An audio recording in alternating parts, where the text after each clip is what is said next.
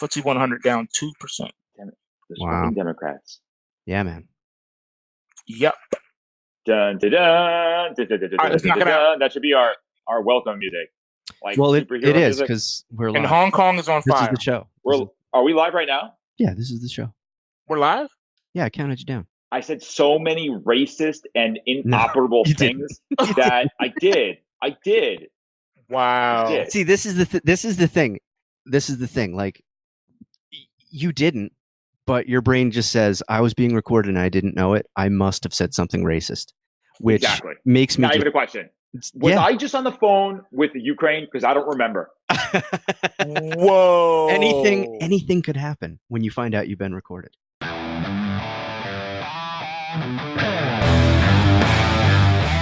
This is Outside the Botz, a weekly commentary on the world of money, politics, and culture, with Dex, Frank, and Kung Fu from PulseWave Trading. Go to OutsideTheBotz.com.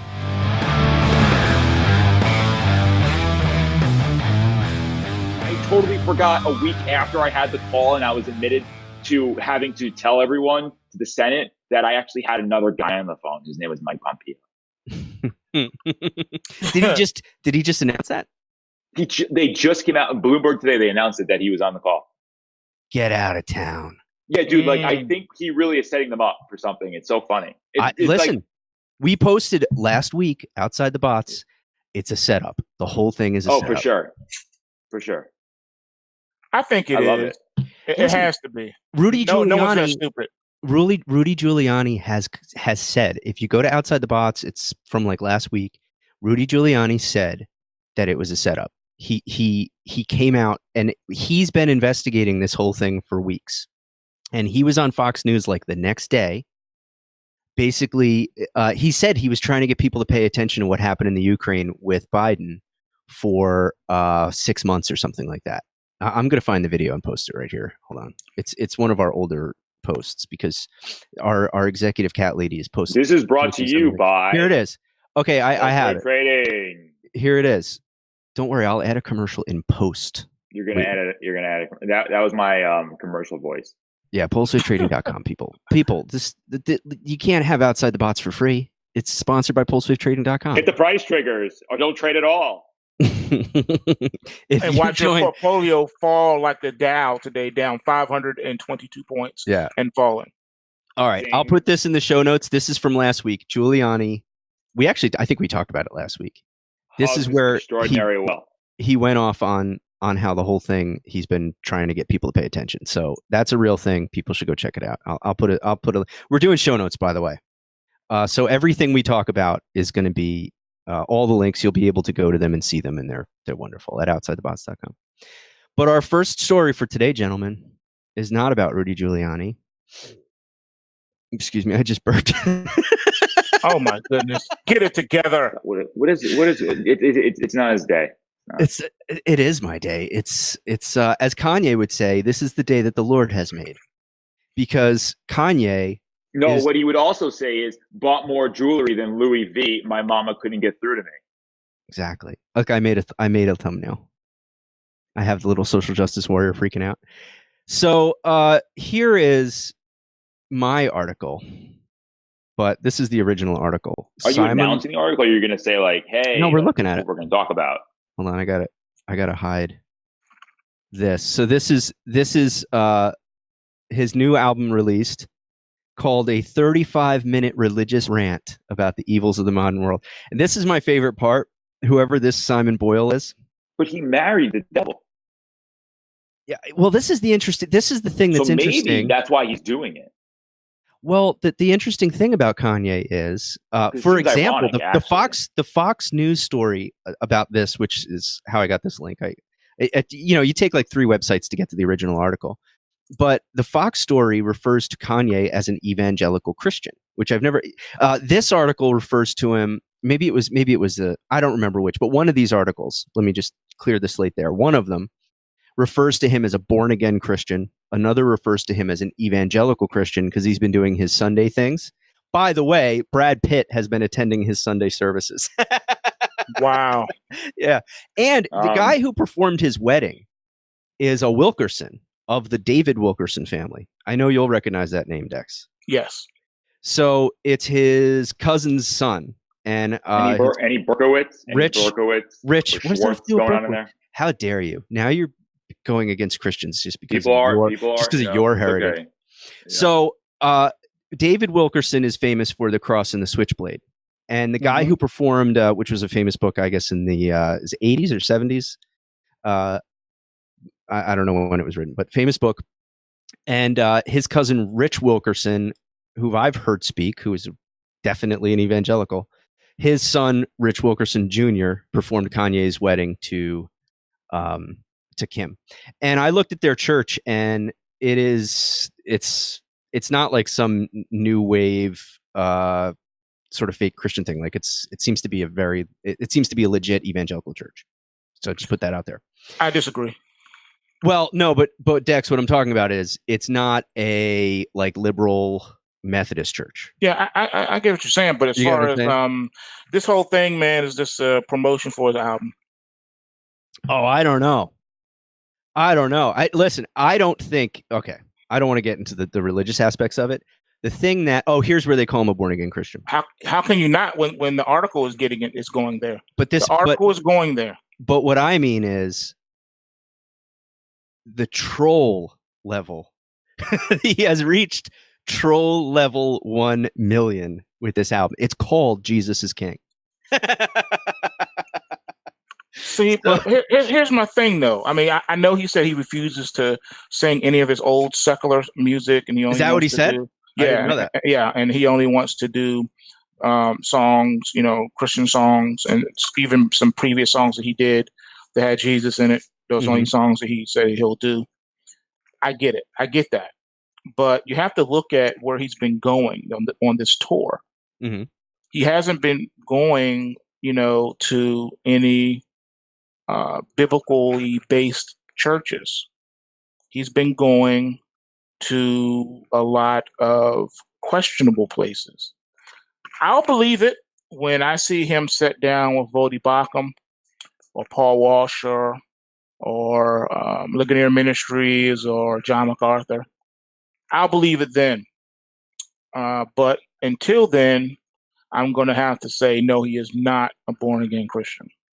Well, I mean, that's I wasn't going to go to that level of it, but on the surface, I find it hilarious because of how much it's upsetting people. But no, yeah, he's definitely not that ilk of evangelical Christian. There's no question about it. Christianity to make a lot of money, and I see him no different than Bar Jesus right now. I don't know who that is, but Bar Jesus, New Testament, the Apostle Paul and Peter. Oh, and then I thought it was another rapper. No, he came up to them. Remember? No, now I know. Now I know who you're talking about. All right. So yeah, that's what this is about, and he's not the first to use that angle to sell records and to make money. But as far as being a Bible believing born again Christian, I have not seen any fruit or evidence of that, and I have not seen or heard a clear presentation of the gospel. No, clearly. So with all that lacking, you cannot throw born again on someone just because they say, "Oh, I believe in Jesus." Well, what about Jesus do you believe? Yeah, exactly. That was part of the thing that interested me, is that they were labeling him evangelical, and there's no way. No. It's at best it's a sort of what would you say? It's a self-help kind of self-esteem gospel. So, but he does have, to be fair, let's take what we can get. Going back to my article, he does have some good positive messages here. This is great. Water is among his wackiest tracks, featuring a claim that the human body is 90% water. Scientists say it's 60%, but Kanye knows best. So, closed on Sunday, he slams Instagram, and this guy snarkily says it's his wife's favorite outlet. LA Monster, he slams life in Los Angeles, where he lives, and this guy really has it out for him, where he lives a life of luxury in a huge mansion, driving his fleet of sports cars to the world's best restaurants with his superstar wife. Kanye incants, it's the ugliest nightmare born from the prettiest dreams. Millions of people trying to get on the scene and everybody selling their souls.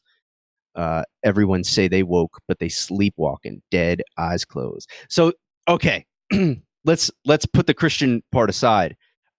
He's going after people who claim to be woke here, so that's a positive message in and of itself. That's been thrown around too. The word woke. Let's break that down. What do you mean by woke?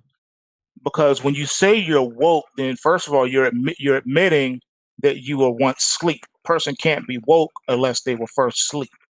So if you were asleep or if you were unaware of some type of information and now you're saying you have been enlightened and made aware, what is the information that you are aware of? And I have to admit, what they've been doing is borrowing terms and phrases from some of the more underground type of movements, and they're trying to capture that audience by redefining terms, because that's what they do. They're masters of speech and twisting words and language. So up is no longer up, it now means down, and down is no longer down, it means up. And so you have to really break down, what are you saying when you're saying you're woke? So what they're taking and borrowing from is basically the cultural norms of the day. And that is pretty much within the so-called Black community. The individuals who claim to be super spiritual, they claim they're Kemet, or going back to Egyptian backgrounds and roots, things of that nature. That's where they're borrowing these terms from. All right, so it's basically borrowing something from underground movements to try to build a grass movement and get that on your side to give your ideology more, how can I say, respect, earn some props on the street cred, if you will. That's basically what they're doing, because the word within itself means absolutely nothing. It's an empty word. You have to attach it to something. And basically what that means is you're saying that I am now woke to the new worldly system that is operating. What is the system that's operating? It is a feminist spirit that is operating right now. And that feminist spirit brings with it other type of spirits and movements. So under the feminist arm, you have the LGBTQ community, which is more so a military army than anything else.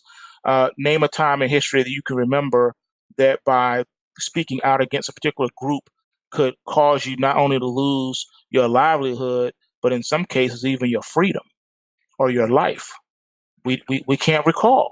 We can't recall a time, but that's where we are right now. This is where the reality is that we're living right now. And a lot of people can't see it. All right. So this whole Hotep movement, Kemet movement, extreme feminist movement, is really ridiculous when you look at what is happening in the culture at large. We've literally turned cultural norms upside down on their heads.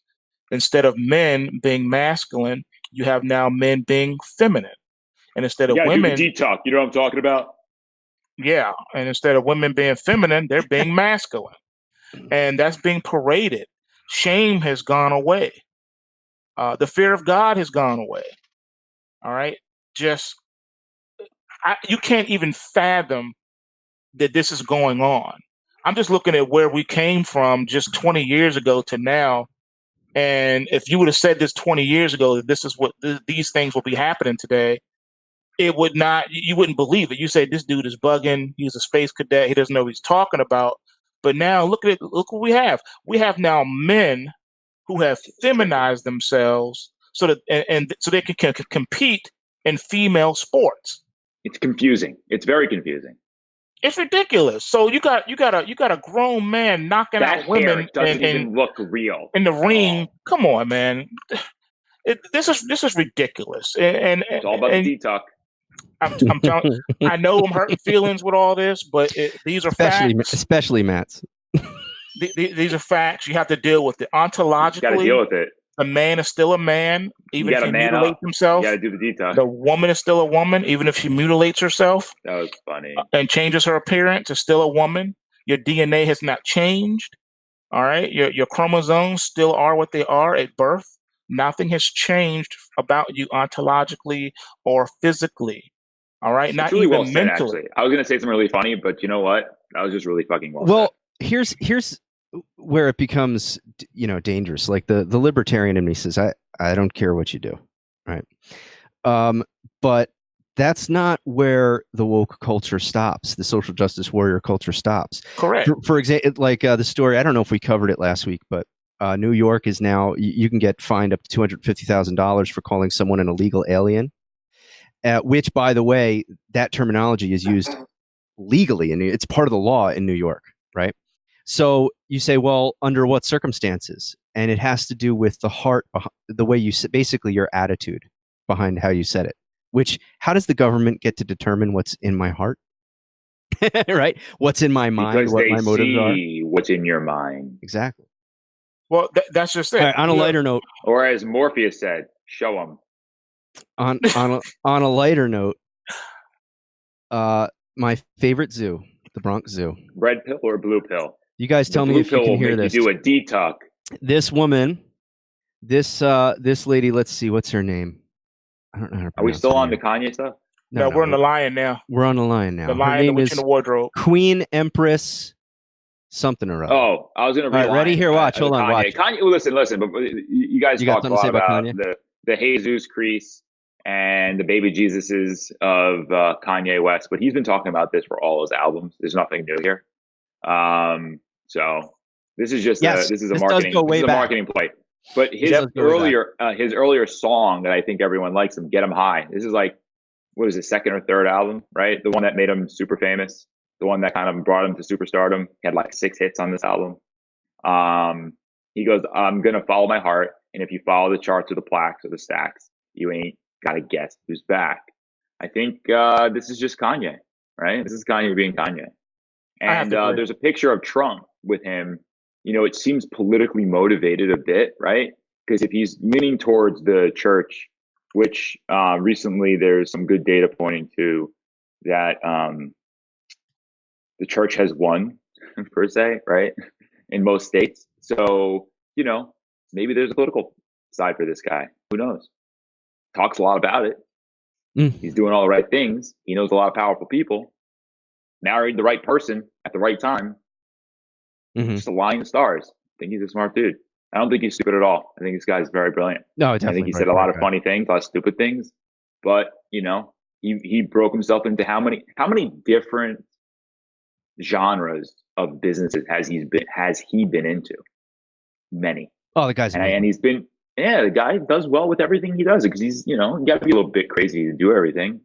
So you got to give the guy credit. As much as we'd like to say that he's a little bit nuts for doing this. Definitely. More people are talking about this than ever before. He's like, fuck it. I'm just gonna do this. I'm just gonna make this all about Jesus. And now everyone's like, why did they make it about Jesus? What is he crazy? Dex is coming at it from the point of view of purist theology. And I don't say that I come from the same world. So, as a theologian analyzing his understanding of the gospel from an historical evangelical Christian view, obviously, probably not the purest theology ever to cross the earth. Looking at it from the standpoint of culture and what he represents to the world, and the way that he just comes in like a lightning bolt, offending people and throwing people off and stirring people up. It's an amazing thing to watch. So I find it extremely entertaining, despite his lack of theological specificity. He's going to do a lot better than the lady and the lion. So, this lady, tell me if you can hear this. Let's watch this. It's doing one bit. No, not at all. Oh wait, hold on. I got to start it over. Wow. I have to refresh. It picks up in the middle. I got to refresh the page. All right, so here we are from the beginning. It's doing one bit. Oh, why isn't it doing from the beginning? Pissing me off.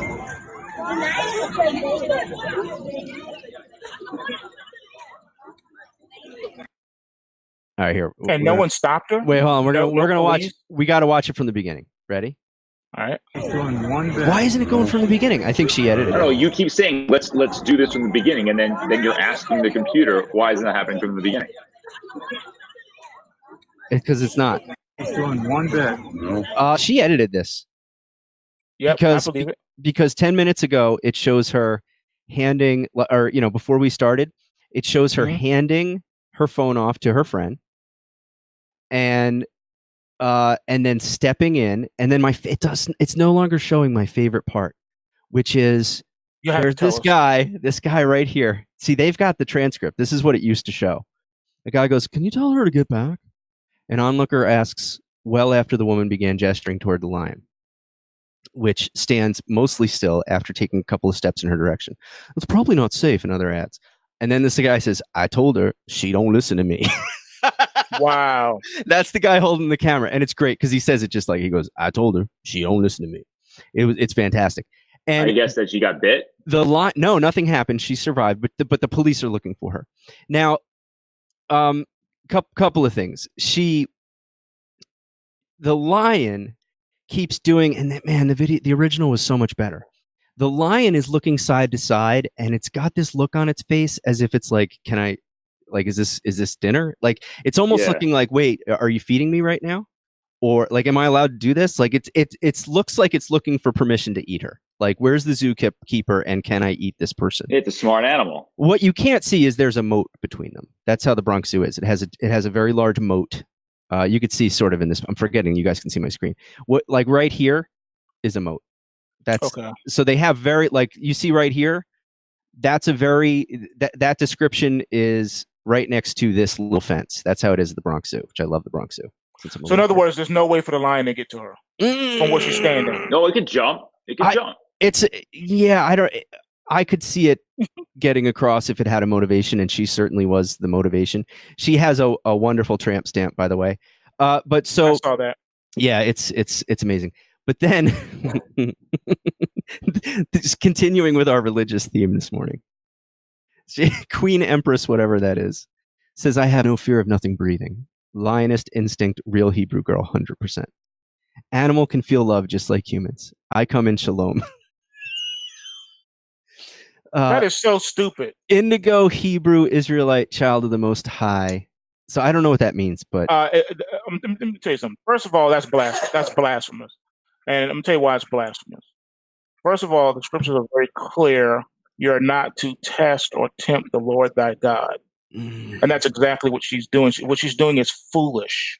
Now, very foolish. When Daniel was thrown in the lion's den, that was above and beyond. But you're saying this is an act of, is like a godly act. Like, yeah, she was essentially saying, "I can do this because God is with me." And she says here, only people wasn't really scared with me and the children. All adults were scared. Yeah, look. Okay. She was lucky that lion did not attack her.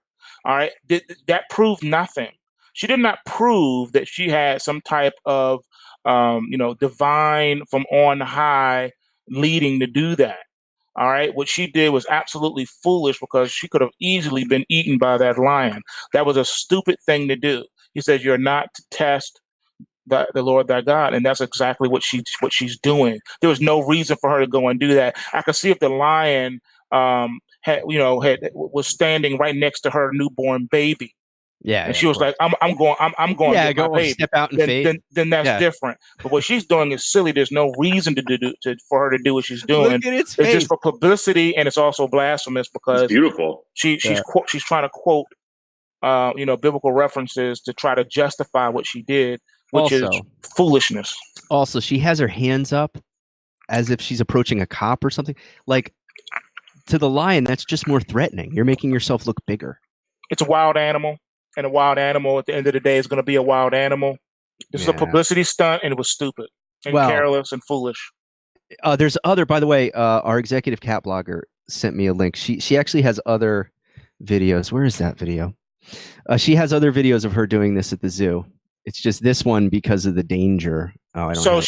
So she's been doing. See, that's my.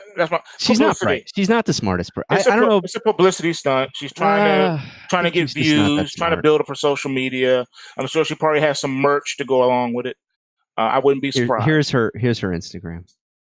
Yeah, it's not smart. She's got a half-shaved head. Not smart. Sorry.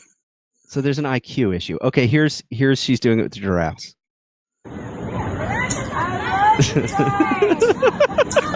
She's showing insaneness. See, a person who is not wrapped too tight upstairs would be doing these silly things. Oh wait, did she get in trouble? Is this? She should be doing other things with her time. It's publicity, man. Wait, publicity. Is she a cop? I don't think so, because she would be fired if she was. She wouldn't be allowed to do that. Yeah. You know, one PP don't play. It would be looked upon. You know, one PP don't play. Come on now. This is a post about her participating in PAL Athletic League. So and this is a New York Zoo, right? Yeah, I'm pretty sure it's the Bronx Zoo if I got it right. Yeah, so this One this PP is don't play. She's not a cop. Yeah, this is her way of this is after the post, and the cops want to talk to her. So she probably posted that to try to soften the blow. Yeah, it's all publicity, man. Like I said, I would not be surprised if she didn't have any merch to sell to go along with that.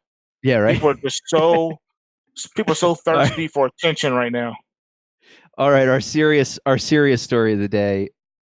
Schwab triggers online broker bloodbath. So this was from yesterday, 9 a.m. So Matt, this is your story. So what did they do and what happened?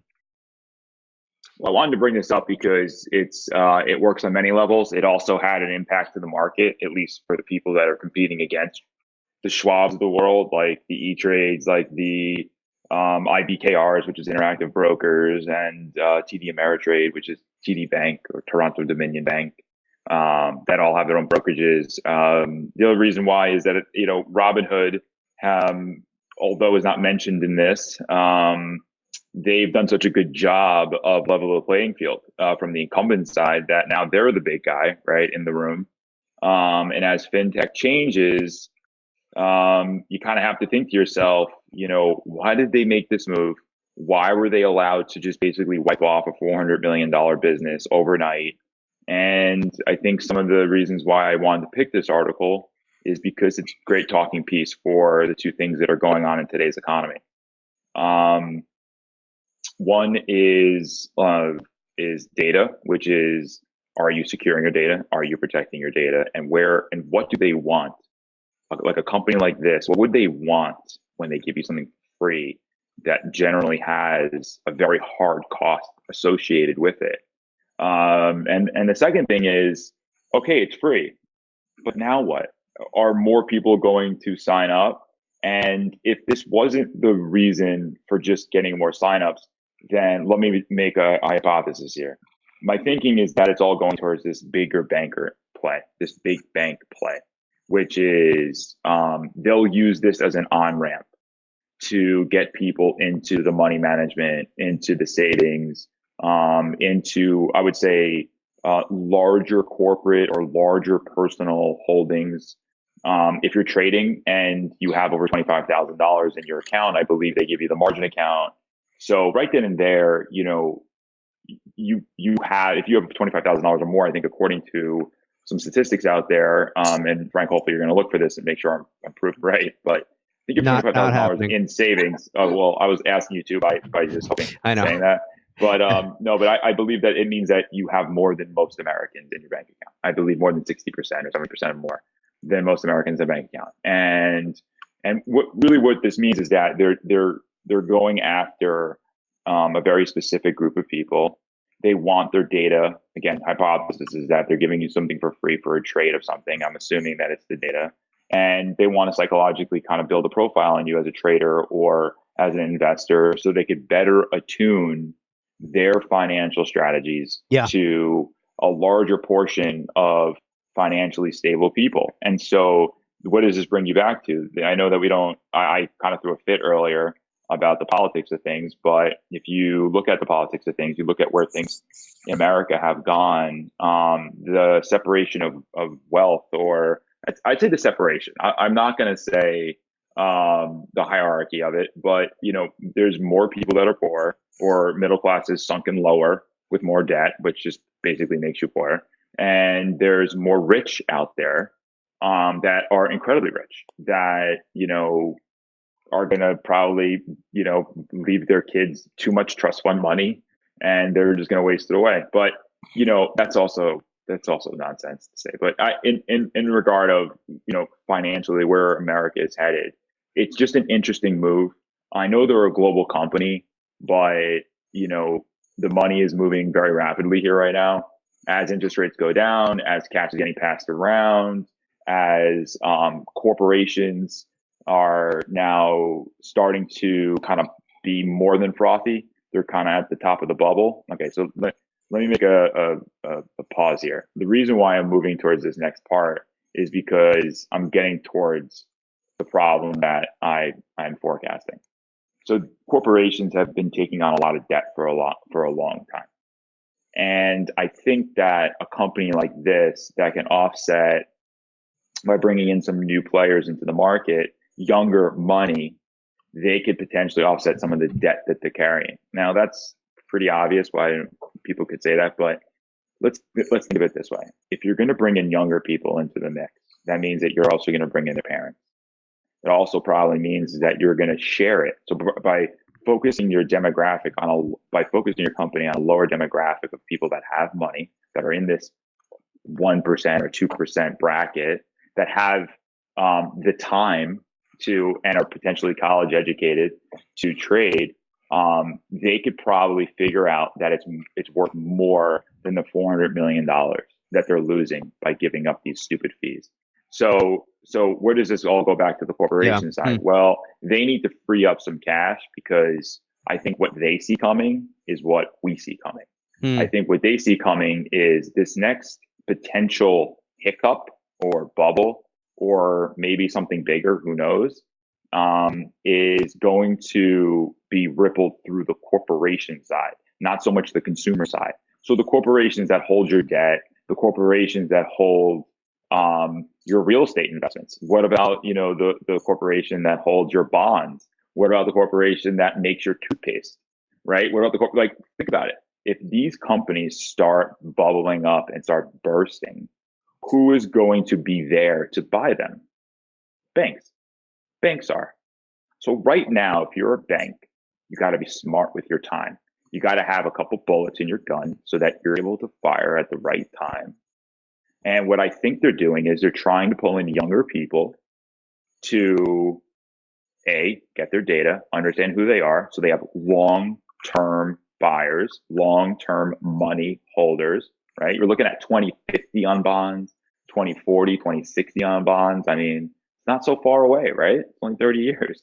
So, I think that this article pays a lot of attention to just the losing of the $7 or $10 per trade. But really, what is this saying is that a corporation is so desperate, is so in the mix right now with trying to be the incumbent rather than buying them, is to make this gigantic move. And I actually, Tex, I know we had the call earlier about some of this to kind of align the stars, but, I actually think it's a pretty brilliant move. And I wouldn't be surprised if they were to start picking up some new people, some new blood, some new demographics in the next couple of weeks or months for next quarter, because they're heading into 2020. It's an election year, right? You have the cryptocurrency boom on their heels. Wouldn't be surprised if they get into that next. Maybe part of their job is to lower the funds so that they can bring in these kids, because they're going to open up to cryptocurrency. So let's just come full circle here. We're all into crypto. So maybe this is a play into it, right? And so I'm going to give them a small applaud here, because I think what they're doing is not in the short term, like most corporations think. It's in the long term. I think they truly have an issue, but if the issue is going to arise later and they see it coming no matter what anyone does, because it's an outside factor, and they're like, well, listen, we can control our own fate. We've been in business for how many years now? We've been bought, sold, traded. Doesn't matter. We're still here. Let's try to figure this out. And I think what they're doing is they're going to compete with the incumbents, the Robin Hoods. They're going to start tackling the cryptocurrency world.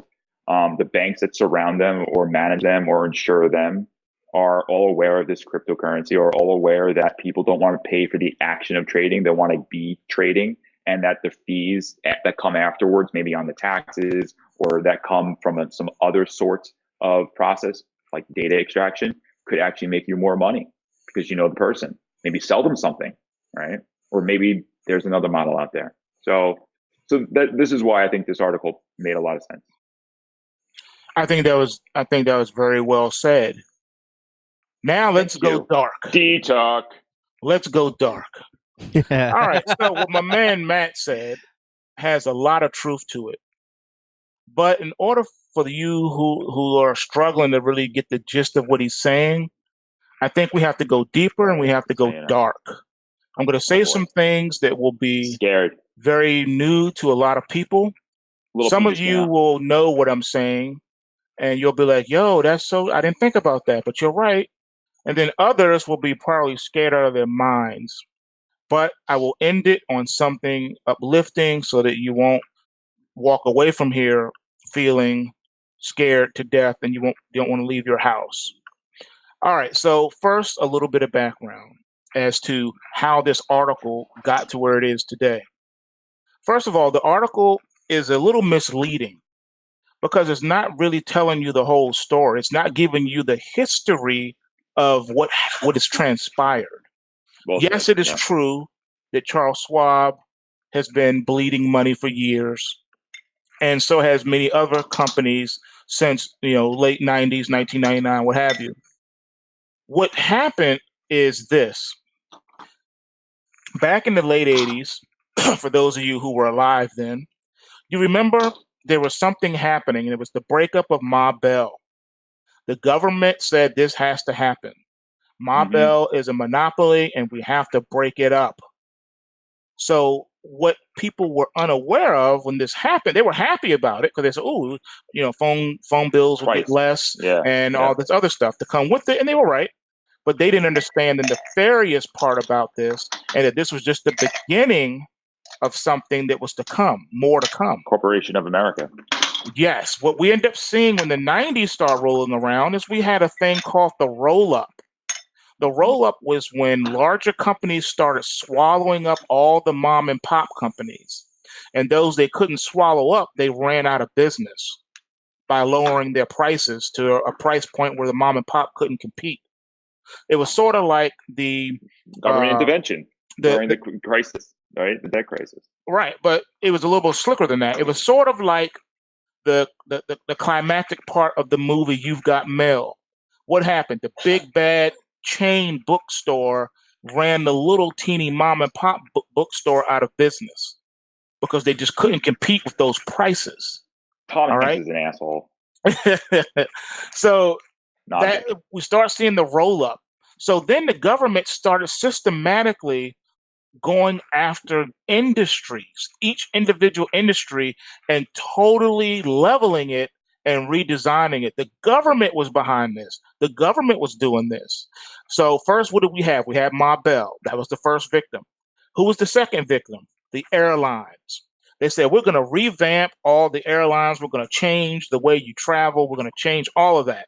And what did they do? They forced a price structure that lowered all the flights, countrywide. So they rolled up that industry, changed how it worked, changed everything about it, and boom, they skipped to the next industry. What was the next industry that saw a big shakeup? Anybody remember?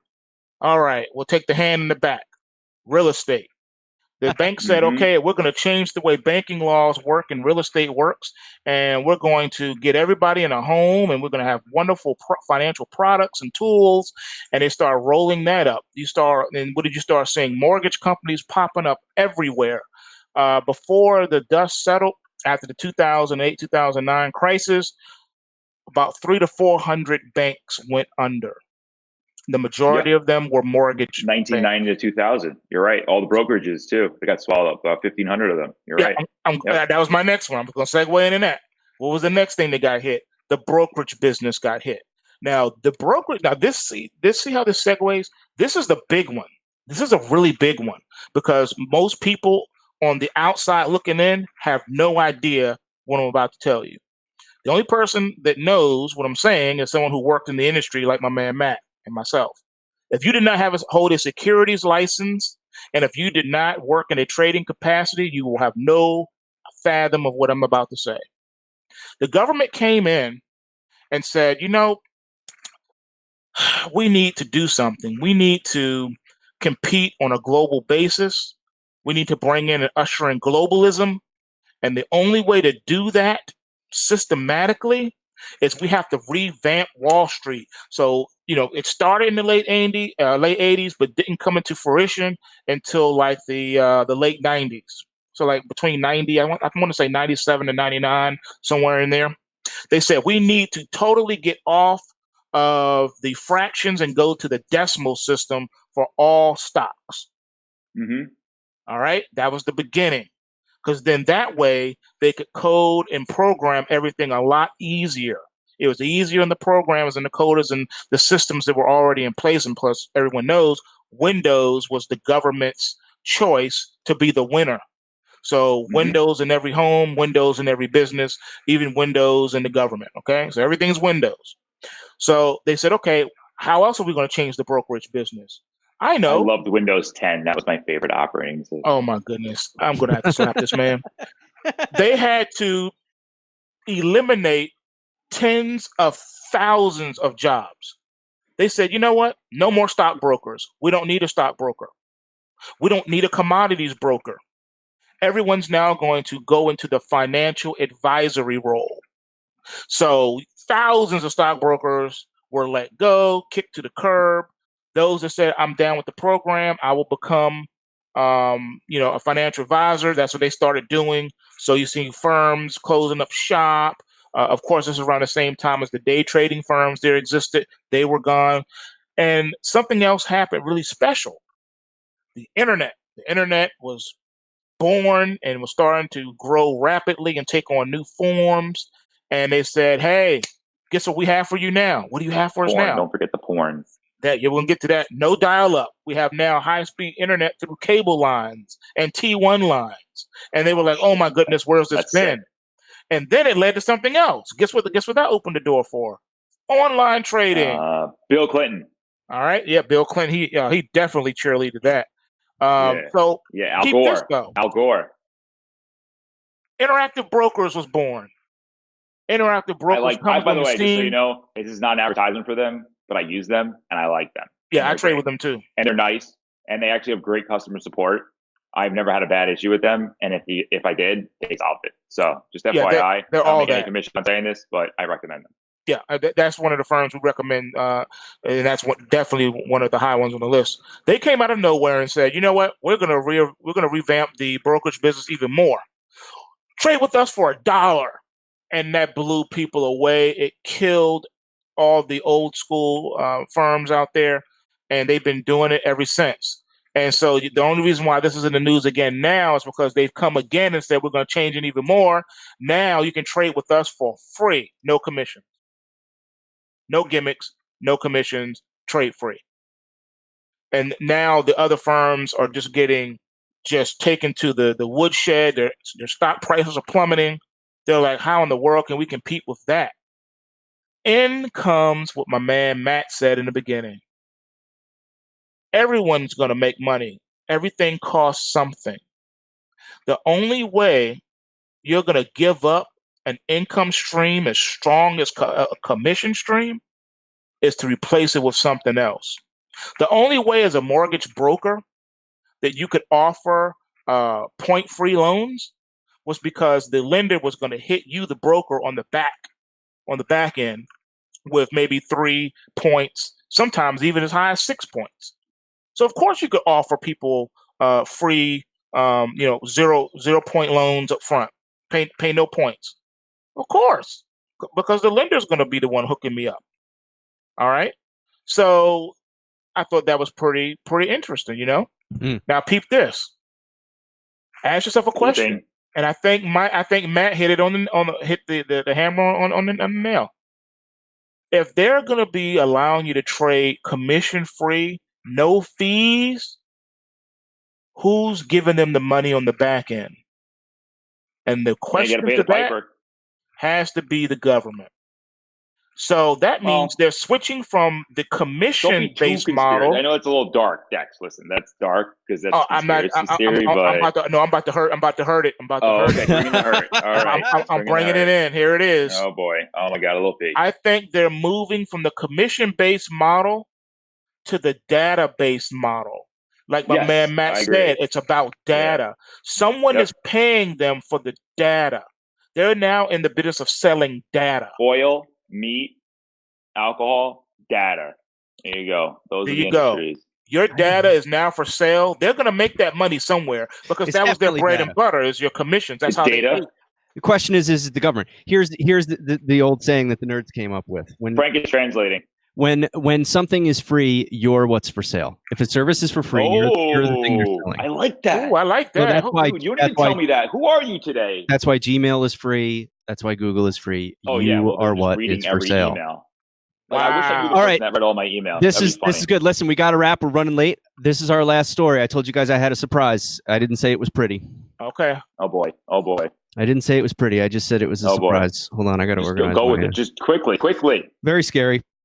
Hillary Clinton's big comeback begins Tuesday. So the question is she coming back? Who? Wait. Who'd you say? It's a lady. Her name is Hillary, and here's the thing. Wait, who?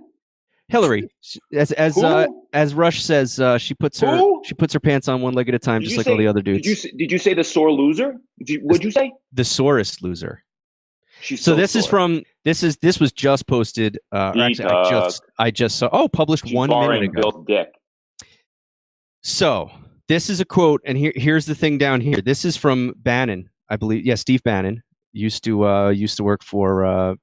He used to prank Trump. Call the president of Ukraine. During an appearance on Fox Business Network, Bannon said Clinton was trying to find a way to wedge herself into the race. They think they have a weak field. Obviously, they have the weakest field. And it's like in chess. They're prepared to sacrifice a rook to take down a king, he explained. They will throw Biden away. The idea that Biden is going to be, I'll go on record and you can all make fun of me if I'm wrong. The idea that Biden is going to be the nominee is absolutely ridiculous. Yeah, there is no, Obama's not endorsing him. We had a story yesterday. I don't know if I ended up posting it or not. I think the executive cat blogger did. Jen, the executive cat blogger.